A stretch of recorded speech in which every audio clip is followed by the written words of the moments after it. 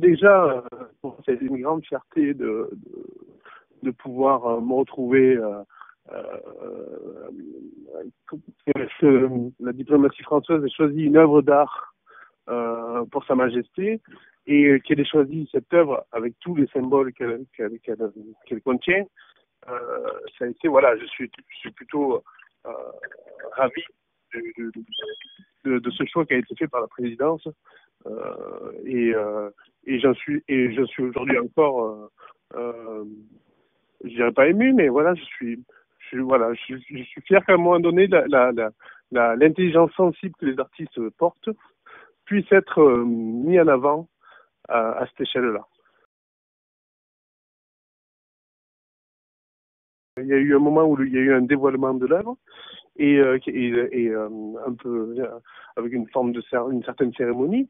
Donc j'étais invité à expliquer le contenu à la fois éthique et aussi technique que de l'œuvre. Donc j'ai exprimé voilà cette Mare Nostrum, cette mer Méditerranée qui est un espace que nous partageons et qui nous unit. Et aujourd'hui, certains cherchent à ériger des murs pour séparer les peuples. Et cette carte, au contraire, elle essaye de marquer l'idée qu'on est un territoire commun et on a un passé commun, on a un futur commun et qu'il faut regarder, avoir un horizon commun ensemble. C'est une plaque de fer. Un inox poli, c'est un matériau qui est assez couramment utilisé pour les œuvres en extérieur, parce que c'est une œuvre qui est amenée à rester en extérieur, et il faut une certaine pérennité, vous savez, pour être en extérieur. Et l'inox permet, quand on polit l'inox de manière manuelle, quand on le polit, on arrive à avoir une brillance qui fait un effet miroir. Et c'est en ça que l'œuvre m'intéressait, c'est-à-dire que voilà, on allait pouvoir avoir ce reflet.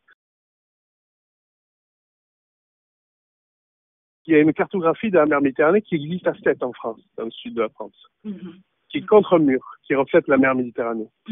Et j'ai vraiment l'ambition que nous arrivions, j'ai écrit une lettre au roi dans cette direction, c'est qu'on arrive à accrocher exactement la pièce jumelle de Sète à Tanger, vers les grottes d'Hercule. L'idée c'est que on soit en reflet, nos pays soient en reflet l'un à l'autre.